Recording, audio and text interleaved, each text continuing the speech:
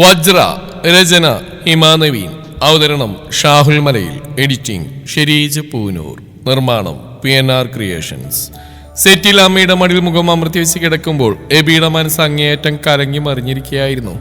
പ്രണവ് അങ്ങനെ പറഞ്ഞപ്പോൾ ഒരു നോക്ക് കൊണ്ടുപോലും തിരുത്താതെ നിശബ്ദയായവൾ നിന്ന് നിൽപ്പ് കണ്ണിൽ നിന്നും മായുന്നില്ല. സാഹചര്യങ്ങൾ പോലും കാറിൽ നിന്ന് പപ്പയവൾക്ക് വേണ്ടി വാദിച്ചു. അത്രയും വലിയൊരു പ്രശ്നം ഉണ്ടായി നിൽക്കുമ്പോൾ മറ്റൊരു വാക്ക് തർക്കത്തിന് ഇടയൊരുക്കേണ്ടെന്നായിരിക്കും അവൾ ചിന്തിച്ചെന്ന് പറയുന്നുണ്ട്. പക്ഷേ എൻ്റെ മനസ്സ് ആ വക ന്യായീകരണങ്ങൾ ഉൾക്കൊള്ളാൻ തയ്യാറല്ല. കുറേ വർഷങ്ങളായി മാറി നിൽക്കുന്നു. ഇനിയത് പറ്റില്ല. എൻ്റെയാണ് അവൾ. പ്രണവിന് മുമ്പിൽ അത് വിളിച്ചു പറയാനുള്ള ധൈര്യം കാണിക്കട്ടെ. എബിക്ക് വജ്രയെ വേണം. ആളുടെ പ്രയോറിറ്റി ഞാനായിരിക്കണമെന്ന് ഒരിക്കലും ഞാൻ പറഞ്ഞിട്ടില്ല, ഇനി പറയുകയില്ല. പക്ഷേ ആ ഉള്ളിൽ എനിക്കുള്ള സ്ഥാനം എന്താണെന്നും അവൾക്ക് ഞാൻ ആരാണെന്നും പ്രണവ് അവളുടെ വായിൽ നിന്ന് തന്നെ അറിയണം. എന്നാലും അറിയണ്ടേ? എന്തിനവനെ പേടിക്കണം? അവൻ്റെ മനസ്സ് വേദനിപ്പിക്കാൻ പാടില്ല, എന്നെ വേദനിപ്പിക്കാം. അവനെ കൺവീൻസ് ചെയ്യും വരെ ഞാൻ മാറിക്കണം. ഇൻസൾട്ടുകൾ ഞാൻ സഹിക്കണം. എബിക്ക് മനസ്സിൽ ഇനി മാറിക്കാം. ആൾക്ക് എന്നെ വേണമെങ്കിൽ അവന് മുമ്പിൽ മനസ്സുറക്കട്ടെ. ആ റാസ്കളുടെ യഥാർത്ഥ മുഖം അങ്ങനെ മാത്രമേ ഇനി പുറത്തുകൊണ്ടുവരാൻ പറ്റുള്ളൂ. അതുകൊണ്ട് ഞാൻ അവൾ അല്പം വേദനിപ്പിക്കാൻ പോവാ. ഫോൺ സ്വിച്ച് ഓഫ് ചെയ്ത് ടേബിളിലേക്ക് ഇട്ട് കണ്ണടച്ച് കിടന്ന് പറയുന്ന എബിയെ നെടുവീർപ്പിട്ട് നോയിക്കൊണ്ട് ചിത്ര അവൻ്റെ നെറുകയിൽ തലോടി. ഓപ്പോസിറ്റ് സെറ്റിൽ ചെറുചിരിയോടെ ഇരിക്കുന്ന മാത്യൂസിലേക്ക് അവളുടെ കണ്ണുകളെത്തി നിന്നു. കൺചിമ്മി കാണിച്ചിരിച്ച് അയാൾ എബിക്ക് മുമ്പിലേക്ക് ഇരുന്നു. എബി വേണ്ടോപ്പാ, ഇതിലിനി ഒന്നും സംസാരിക്കാനില്ല. എനിക്ക് കേൾക്കുകയും വേണ്ട. കണ്ണടച്ച് പറയുമ്പോഴും കരയുന്ന വജ്രയുടെ മുഖമാണ് ഉള്ളിൽ തെളിയുന്നത്. ഫോൺ ഓരോ തവണ കട്ട് ചെയ്യുമ്പോഴും അവളോട് കരയായിരിക്കുമെന്നോർത്ത് തന്നെ നെഞ്ചും പിടച്ചിരുന്നു. പക്ഷേ പ്രണവിന് മുമ്പിൽ നീ അത് വിളിച്ചു പറയണം വജ്ര. ഇനി അത് വൈകിപ്പിക്കാൻ കഴിയില്ല. എൻ്റെ മനസ്സങ്ങനെ വാശി പിടിക്കുക. ഒപ്പം അവൻ എന്താണെന്ന് കൂടി നീ അറിയണം. ഒരു പൊട്ടിത്തെറി അതൊഴിവാക്കാൻ കഴിയില്ല. എല്ലാം ഇതോടുകൂടി പുറത്തെത്തട്ടെ. ദീർഘനിശ്വാസമെടുത്ത് അവൻ അതേപടി കിടന്നു. അതിനെ വെറുതെ വിഷമിപ്പിക്കലേടാ. അതൊരു പാവാണെന്ന് എനിക്ക് ഞാൻ പറഞ്ഞു തരേണ്ട ആവശ്യമുണ്ടോ? പ്രണവിൻ്റെ ഇഷ്ടക്കേട് വകവെക്കാതെ നിന്നെ സ്നേഹിച്ച് അവൾക്ക് ഇത്തിരി കൂടി സമയം കൊടുക്കുന്നതിൽ തെറ്റുണ്ടോ? ഫോണ് കട്ട് ചെയ്ത് പ്രതിഷേധിച്ചിട്ട് എന്ത് കാര്യപ്പി? നിനക്ക് വാക്ക് തന്നല്ലേ അവൻ എതിർത്താലും നിന്നുള്ള ഇഷ്ടം വേണ്ട നോക്കില്ലെന്ന്. ഇങ്ങനെ വാശി കാണിക്കാതെടാ. തിരിച്ചു വിളിച്ചിട്ട് പണക്കം മാറ്റാൻ നോക്ക്. ഇല്ലേ നിനക്കും ഉറക്കം കിട്ടില്ല, അവൾക്കും കിട്ടില്ല. മാത്യൂസ് പറഞ്ഞിരുന്നു. എബി ചിത്രയുടെ മടിയിൽ നിന്ന് എഴുന്നേറ്റിരുന്നു. ഞാൻ പറഞ്ഞതിലൊരു മാറ്റമില്ല പപ്പ. അവൾ തീരുമാനിക്കട്ടെ എന്താന്ന് വെച്ചാ. ഒത്തിരി വിഷമിച്ച് പലതവണ അകന്നു മാറി നിന്നിട്ടുണ്ട് ഞാൻ. അമ്മയുടെയും പപ്പയുടെയും ജീവിതം മറ്റുള്ളവർക്ക് മുമ്പിൽ വലിച്ചഴിച്ച് പരിഹസിച്ച് അവൻ്റെ മുട്ടുകാരെ തല്ലിയൊടിക്കാൻ നിന്ന് എന്നോട് അന്ന് അവൾ കരഞ്ഞപേക്ഷിച്ചിട്ടാ വെറുതെ വിട്ടത്. എല്ലാത്തിനും ഒരു പരിധിയുണ്ട്. എനിക്കൊരു മനസ്സില്ലേ, സഹിച്ചും ക്ഷമിച്ചു നിൽക്കാൻ ഇനി എനിക്ക് പറ്റില്ല. ഇതോടെ ഇതിനൊരു തീരുമാനം ഉണ്ടാവണം. വാശിയോടെ പറഞ്ഞ് ഉള്ളിലെ പുകച്ചിൽ മറച്ചു വെച്ച് TV ഓൺ ചെയ്ത അവനെ ചിത്രയും മാത്യൂസും നെടുവീർപ്പിട്ട് നോക്കി. സൂര്യ മ്യൂസിക്കിൽ വന്ന പാട്ട് കേട്ട് അവന്റെ രക്തം തിളച്ചു. കയ്യിൽ നിന്ന് റിമോട്ട് സെറ്റിയിലേക്ക് വലിച്ചെറിഞ്ഞു. ഇപ്പൊ കൊടുക്കാൻ ഞാൻ അവന്. മിക്കവാറും അവന്റെ 6ാമത്തെ വിരൽ ഒടിച്ചു കളയുന്നത് ഈ ഞാൻ തന്നെയാവും. ഒരു ചന്ദ്രൻ. അപ്പൊ നീ സൂര്യനാണോ? ചിരി അടിച്ചു പിടിച്ച മാത്യൂസ് ചോദിക്കുന്നതായിട്ട് പല്ലിറുമി അവൻ എഴുന്നേറ്റു. ദേ പപ്പ, എനിക്ക് വരുന്ന കളിക്കുണ്ടല്ലോ. ദേഷ്യത്തോടെ മുറിയിലേക്ക് പോകാൻ നിന്നു. എന്തോ ഓർത്ത പോലെ ചിത്രയെ നോക്കി എബി. അമ്മേ, ആന്റി വിളിച്ചിരുന്നല്ലോ അങ്ങോട്ട് ചെല്ലാൻ. എന്തായാലും ഇനി 7 ദിവസം ഞാൻ ഫ്രീയാ. വിളിച്ചു പറ, നമ്മൾ വരുവാന്ന്. മോനെ അതിപ്പോ. ചിത്ര അവന്റെ കൈ പിടിച്ച മാത്യൂസിനെ നോക്കി. എബിയെ കുറുമ്പോടെ നോക്കി നിൽക്കുകയാണ് അയാൾ. അപ്പൊ എന്റെ മോൻ രണ്ടും കൽപ്പിച്ചാണല്ലേ? പാവല്ലേടാ കൊച്ച്. ഈ ഒഴിഞ്ഞു മാറ്റം നിന്റെ സമാധാനത്തിന് ഇല്ലാതാക്കും. പറഞ്ഞേക്കാം. നമ്മൾ പോകുന്നുണ്ടല്ലയോ? ഇനി അവനെ പിന്മാറ്റാൻ കഴിയില്ലെന്ന് ഉറപ്പായതുകൊണ്ട് തലയാട്ടി അവനെ മൊത്തത്തിൽ നോക്കി മാത്യൂസ് ഫോൺ എടുത്തു. ജോണേ, ഒരു 3-4 ദിവസം ഷോപ്പിലാന്ന് നോക്കണം. ഞാൻ എൻ്റെ പുന്നാരമോനെ വയനാടിന് ടൂർ കൊണ്ടുവരാം. തല നോയി പറഞ്ഞ് കോൾ കട്ട് ചെയ്ത മാത്യൂസിനെ ഒന്ന് വിളിച്ച് കാണിച്ച് ചിത്രയുടെ നെറ്റിയിലോ നെറ്റിമുട്ടി ചെവി സ്റ്റെയർ കയറി. ഈ ചായ. ചിത്രയുടെ നെടുവീർപ്പോടെയുള്ള വിളി കേട്ട് മാത്യൂസ് ചിരിയോടെ അവിടെ തോൾ കൈയിട്ട് ചേർത്ത് നിർത്തി. നീ നോയിക്കോടി, ഈ വാശിയൊക്കെ ഒരു ദിവസം കൊണ്ട് തീരും. പിന്നെ ഇങ്ങോട്ട് വരാൻ കിടന്ന് പൊരിയും. ആ കൊച്ചിനെ അവൻ അത്രയ്ക്ക് ഇഷ്ടമായി വേണേ. കാണാതെ ഇരിക്കപ്പൊരുതി കിട്ടത്തില്ല എൻ്റെ അല്ലേ ചെക്കൻ. കുറുമ്പോടെ പറഞ്ഞ മാത്യൂസിനെ നോക്കി ചിരിക്കാതിരിക്കാനായില്ല ചിത്രക്ക്. പ്രണയ കാലഘട്ടം മനസ്സിലേക്ക് ഓടിയെത്തിയപ്പോൾ കുസൃതിയായ ആ കവിളിലൊന്നുള്ളി. ബെഡിലേക്ക് മറന്നിടുന്ന എബിക്ക് നെഞ്ചിലാകെ ഒരു പരവേശം തോന്നി. ഫോൺ കയ്യിലെടുത്ത് ഒരുതരം വീർപ്പ് മുട്ടിലോടെ കണ്ണടച്ചു. അവൾ എന്ത് ചെയ്യാവും? കരയാവോ? മനസ്സിന് സമാധാനം കിട്ടുന്നില്ലല്ലോ. എനിക്കിപ്പോൾ ഇങ്ങനെ ചെയ്യാനാണ് തോന്നടി. പോവാ കുറച്ച് ദിവസത്തേക്ക്. നീ അപ്പോഴേക്കും ഒരു തീരുമാനത്തിലെത്തുമെന്ന് കരുതുവാൻ ഞാൻ. ഇനി എനിക്ക് അതിൻ്റെ മുമ്പിൽ വജ്രയുടെ പ്രണയത്തിൻ്റെ അവകാശമായിട്ട് നിൽക്കണം. നിനക്ക് ഞാൻ എന്താണെന്ന ബോധ്യത്തിൽ അവൻ എൻ്റെ മുമ്പിൽ നിൽക്കുന്ന ദിവസം, ആ ദിവസത്തിന് വേണ്ടി നിന്റെ എബി കാത്തിരിക്കുന്നു. വജ്ര! ഉറക്കി വിളിച്ചുകൊണ്ട് ഞെട്ടി എഴുന്നേൽക്കുമ്പോൾ കിതക്കുന്നുണ്ടായിരുന്നു പ്രണവ്. വിയർത്ത് കുളിച്ചിരുന്നു. കണ്ണുകൾ ഇറുക്കി അടച്ച് ശ്വാസഗതിയെ നേരെയാക്കാനെന്ന പോലെ നെഞ്ചിൽ കൈവച്ചങ്ങനെ ഇരുന്നു അല്പനേരം. എന്താണ് താനിപ്പോൾ കണ്ടത്? വജ്ര. ആൾ മുഖം പൊത്തി കരഞ്ഞുകൊണ്ടൊരു കുന്നിൻ മുകളിലേക്ക് ഓടുന്ന കാഴ്ച. അരുതെന്ന് അലറിപ്പറഞ്ഞ് കരഞ്ഞുകൊണ്ട് പുറകിലായി താനുമുണ്ട്. വാശിയോടെ കരഞ്ഞോടുന്ന അവളെ പിടിച്ചു നിർത്താൻ തൊണ്ട പൊട്ടുമാറി വിളിച്ചിട്ടും കുന്നിനറ്റെത്തും വരെ അവൾ തിരിഞ്ഞു നോക്കിയില്ല. ഒടുവിൽ എത്രയോ മുകളിലെത്തിയപ്പോൾ വിരൽ ചൂണ്ടി എന്തോ പറഞ്ഞ് മുഖമാകെ അമർത്തി തുടച്ച് തീരുമാനിച്ച് ഉറപ്പിച്ച പോലെ താഴേക്ക് അവൾ ചാടിയപ്പോൾ ഭ്രാന്തിനെ പോലെ അലറിയ നേരത്ത് നിമിഷ നേരം കൊണ്ട് ആ കാഴ്ച കണ്ണിൽ പതിഞ്ഞു. അവളെ ആരോ നെഞ്ചിലേക്ക് ചേർത്ത് വരിഞ്ഞു മുറുക്കി പിടിച്ചിരിക്കുന്നു. ആരാണത്? കോടമഞ്ഞുകൊണ്ട് കാഴ്ചയിൽ ആ രൂപം വ്യക്തമാവുന്നില്ല. ആൾക്കൊന്നും സംഭവിച്ചില്ലല്ലോ എന്നോർത്ത് ജീവൻ തിരിച്ചു കിട്ടിയ പോലെ ആശ്വസിക്കുമ്പോഴും ആരാണ് ആ വ്യക്തി എന്നോർത്ത് നെഞ്ചൊന്ന് പിടച്ചു. അവന്റെ നെഞ്ചിൽ മുഖമർത്തി തേങ്ങുന്നുണ്ട് അവൾ. ആളുടെ നെറുകയിൽ ചുണ്ട് ചേർക്കുന്നുണ്ട് ആ രൂപം. ഹൃദയം പിടഞ്ഞുപോയി, സിരകളിൽ വാൾമുന പായും പോലെ. താനില്ലാതെ മറ്റൊരാൾക്ക് സാന്ത്വനമേകാൻ, മറ്റൊരുവളുടെ കണ്ണുനീരൊപ്പാൻ. എന്റെ അല്ലേ, എന്റെ മാത്രമല്ലേ? ആ രൂപത്തെ ഒരിക്കൽ കൂടി ആഞ്ഞുപുണരുന്ന വജ്രയെ കണ്ട് നെഞ്ചുപൊട്ടി വിളിച്ചതാണ്.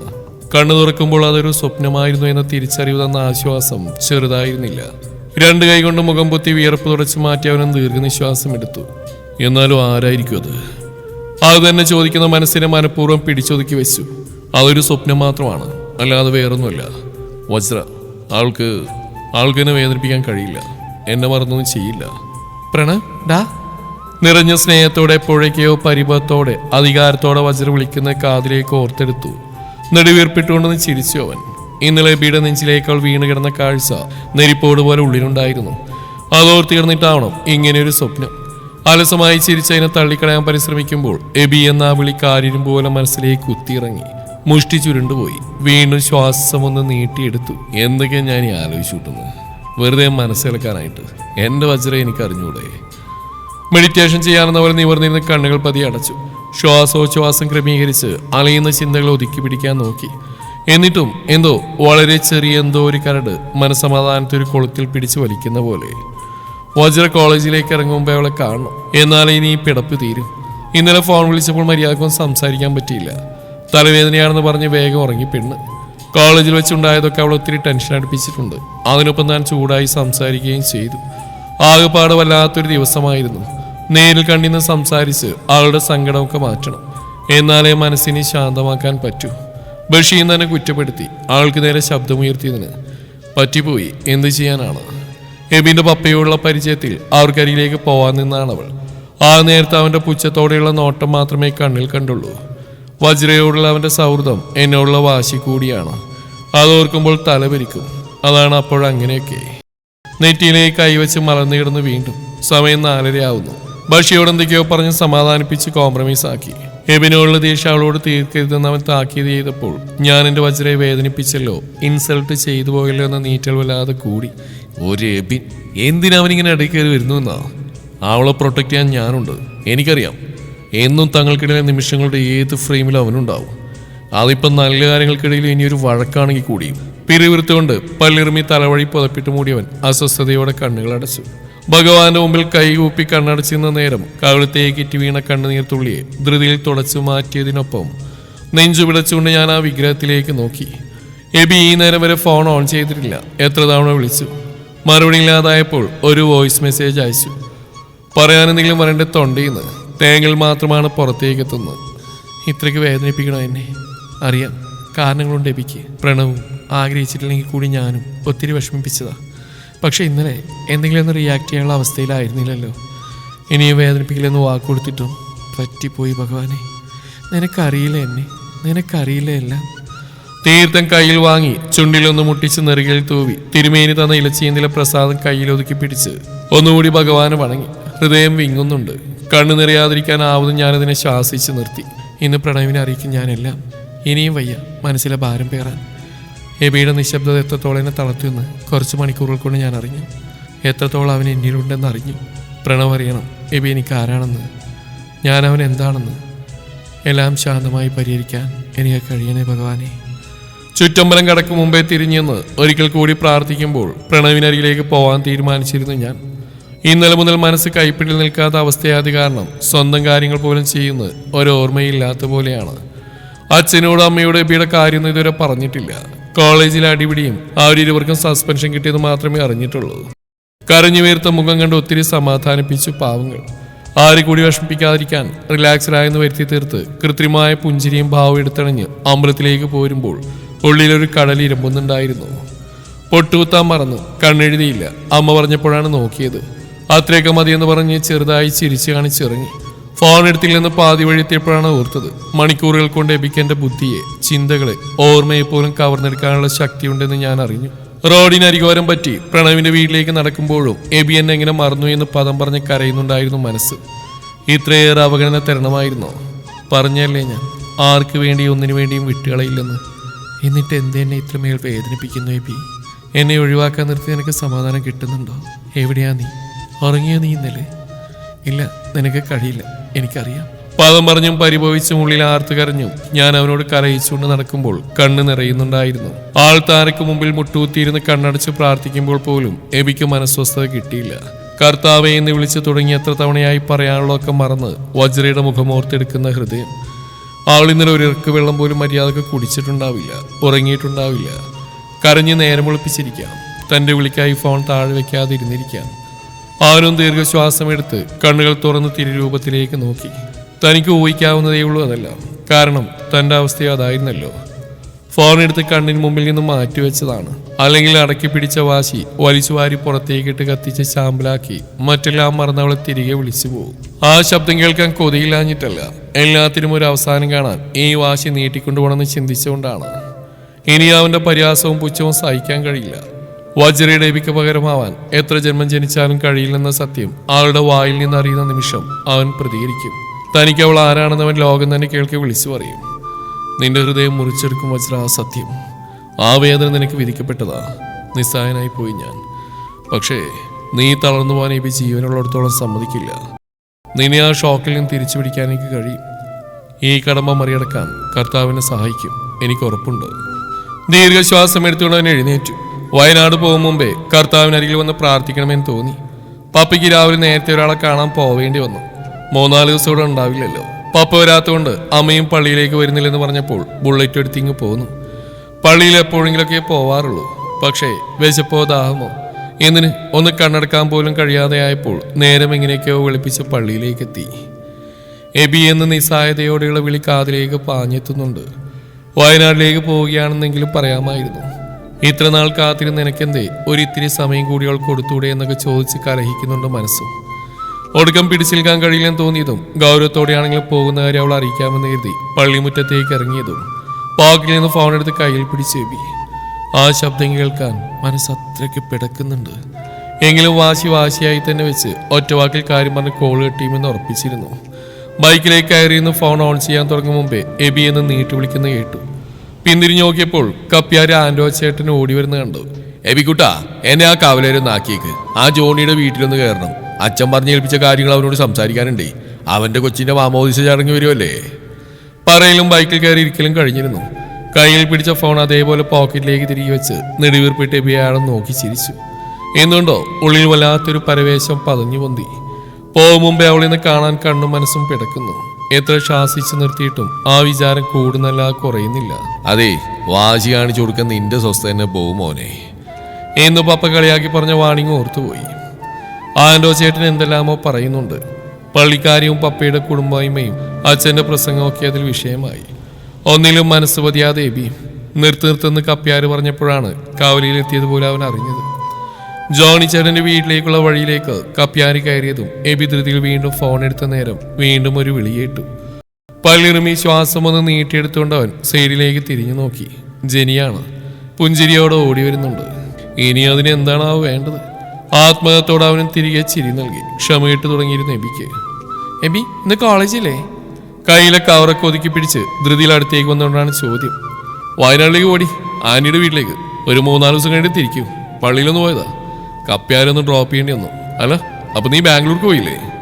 ഇരുവരും സംസാരിച്ചെന്ന അതേ സമയത്താണ് വജ്ര ഇടവഴി തിരിഞ്ഞ റോഡിലേക്ക് കയറുന്നത്. കോളേജിലേക്ക് ഇന്ന് പോകുന്നില്ലെന്ന് ഉറപ്പിച്ചിരുന്നു. പ്രണവിനെ കാണണം, മനസ്സിലുള്ളൊക്കെ പറയണമെന്ന ചിന്ത മാത്രമേ അവൾക്കുള്ളിൽ ഉണ്ടായിരുന്നുള്ളൂ. അലസമായി മുന്നിലേക്ക് നോക്കുന്നതിനിടയിൽ കുറച്ചപ്പുറം മാറി കാണുന്ന കാഴ്ചയിൽ നെഞ്ചൊന്ന് തുടിച്ചു പൊങ്ങി. സന്തോഷവും സങ്കടവും ഒതുക്കി പിടിച്ച കണ്ണിൽ നിന്ന് കണ്ണുനീർ തുള്ളി ഇറ്റി വീണു. എബി നാവിലൂടെ ആ പേര് ആവേശത്തോടെ, സന്തോഷത്തോടെ, സങ്കടത്തോടെ, പരിഭവത്തോടെ ഉതിർന്നു വീണു. കാലുകളുടെ വേഗത കൂടി. അവനടുത്തെത്താൻ മനസ്സ് അവയോട് മത്സരിക്കുകയാണെന്ന് തോന്നി. ജെനിയോട് സംസാരിക്കുന്നതിനിടയിൽ എപ്പോഴോ നോട്ടം തെറ്റി സൈഡിലേക്ക് നോക്കിയതും എബിയുടെ ഹൃദയം ഒരു മിടിപ്പ് മറികടന്ന് അടുത്തേതിലേക്ക് അതിവേഗത്തിൽ ചാടിയതുപോലെ അവന് തോന്നി. തനിക്കരികിലേക്ക് വേഗത്തിൽ നടന്നു വരുന്ന വജ്രയെ കണ്ട് അത്ര നേരം ഉള്ളു മതിച്ചിരുന്ന വാശിയും ദേഷ്യവും സങ്കടവും എങ്ങോട്ടും ആഞ്ഞെന്നറിയില്ല. നെഞ്ചിരിപ്പിന്റെ വേഗത കുറയ്ക്കാനെന്ന പോലെ അവനൊന്ന് മുഷ്ടിയുരുട്ടി ബൈക്കിന് മുകളിൽ പതിയെ കുത്തി. ജെനി ഇപ്പോഴും സംസാരത്തിൽ തന്നെയാണ്. ഒരൊറ്റ ദിവസം കൊണ്ട് തന്നെ പാതിയായി പോയ പെണ്ണിനെ നെഞ്ചു പിടച്ചവൻ നോക്കാതെ നോക്കി. സ്വയം കുറ്റപ്പെടുത്തി. എന്തിനാ അവൾ ഇത്രമേൽ സമ്മർദ്ദത്തിലാക്കിയെന്ന് ചോദിക്കുന്നുണ്ട് മനസ്സ്. ഒരു ഉത്തരം നൽകാനാവാതെ അവൾ അടുത്തേക്ക് വരുന്ന നിമിഷത്തെ നെഞ്ചിരിപ്പോടെ കാത്തിരുന്നു. മറ്റെങ്ങോട്ടോ നോക്കി നിന്നു. എബിയെ തന്നെ നോക്കി നടത്തത്തിന്റെ വേഗത കൂട്ടിയ നിമിഷം വജ്ര എന്ന് വിളിക്കൊപ്പം അരികിലൊരു ബൈക്ക് വന്ന് നിന്നു.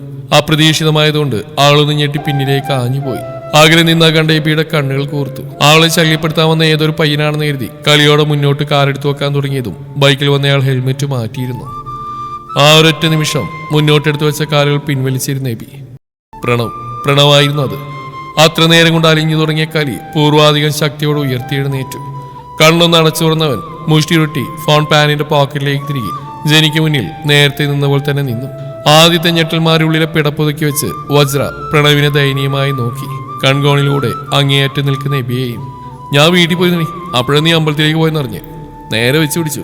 പ്രസാദ് ഇവിടെ താ. നെറ്റി നീട്ടി പിടിച്ചു നിൽക്കുന്നവനിലേക്ക് എന്തുകൊണ്ടോ വിരൽ ഉയർന്നില്ല. ഇലച്ചീന്ത് നീട്ടിക്കൊടുത്തു. പ്രണവ് നെറ്റി വിളിച്ച് അവളെ നോക്കി. സാധാരണ അമ്പലത്തിൽ വരുമ്പോൾ കൂടെ അവനുണ്ടെങ്കിൽ തൊട്ടുകൊടുക്കാറുണ്ട്. അതാണ് സംശയവും പരിഭവവും നിറഞ്ഞ നോട്ടം നോക്കിയപ്പോൾ നിൽക്കുന്നവൾ പിന്നെയാണ് ഓർത്ത്. ഒന്ന് നീട്ടി ശ്വാസം എടുത്തുകൊണ്ട് ചന്ദനമെടുത്ത് നെറ്റിലേക്ക് തൊട്ടുകൊടുത്തു. പറയാനുള്ള കാര്യം പറഞ്ഞു തുടങ്ങാൻ മനസ്സിനെ ഒരുക്കിയായിരുന്നു ആ നേരം അവൾ. അപ്പുറം നിന്നിരുന്ന എബിയുടെ രക്തം തിളക്കിയായിരുന്നു. കാണുന്ന കാഴ്ചയിൽ അവളോടൊരു തരി പോലും പരിഭവമില്ല. കാരണം ശുദ്ധമാണ് ആ മനസ്സ്. ഒന്നും അറിയില്ല അവൾക്ക്. പക്ഷെ അവന്റെ കണ്ണിലെ തിളക്കം, അതിന്റെ കാരണം അതാണ് അസഹനീയവും ദഹിക്കാത്തതും. ജെനി സംസാരിക്കുന്നതിനിടയിലേക്ക് നേരത്തെ പോയ കപ്പ്യാരും കൂടെ ജോണി ചേട്ടനും കൂടി വന്നിരുന്നപ്പോഴേക്കും എബി ക്ഷമയുടെ നെല്ലിപ്പലക കണ്ടു തുടങ്ങി. കാരണം പ്രണവിന്റെ കൂടെയുള്ളവളെ കണ്ടു നിൽക്കേണ്ട അവസ്ഥ അത്രയേറെ ഭ്രാന്തി പിടിപ്പിക്കുന്നുണ്ട്. ഒന്നാമതേ അവളുടെ ശബ്ദം കേൾക്കാതെ പിടിച്ചെന്ന് പരാജയപ്പെട്ട് നിൽക്കുകയാണ്. അതാണ് ഇത്രയ്ക്കും ദേഷ്യം വരുന്നത്. നെറ്റിയിൽ അടിഞ്ഞ അവളുടെ വിരലിന്റെ തണുപ്പ് മനസ്സിലേക്ക് അരിച്ചിറങ്ങിയ പോലെ പ്രണവിന് തോന്നി. തന്നോടൊരു പരിഭവം അവളിൽ ശേഷിക്കുന്നില്ലെന്ന് കണ്ട സന്തോഷത്തിലായിരുന്നു അവന്റെ മനസ്സ്. ഓടി ഒന്ന് കയർ, എന്ന് നിന്റെ വീട്ടിൽ നിന്നാ എന്റെ ബ്രേക്ക്ഫാസ്റ്റ്, നമുക്ക് ഒന്നിച്ച് കഴിക്കാം, വാ. ചിരിയോടെ പറഞ്ഞ് ബൈക്ക് സ്റ്റാർട്ടാക്കാൻ തുടങ്ങും മുമ്പേ ഡായിന്ന് നേർമയോടെ വിളിച്ച വജ്രയെ ചോദ്യഭാവത്തിൽ അവനും നോക്കി. എനിക്കിതിനോടൊരു കാര്യം പറയാനുണ്ട്. ആളുടെ ഹൃദയം പിടിച്ചു. ആൾ പറയുന്നത് കേൾക്കാൻ അവന്റെ കർണപടങ്ങളും കൂർത്തു. തുടരും ഈ കഥയുടെ ബാക്കി ഭാഗം നാളെ ഇതേ സമയം.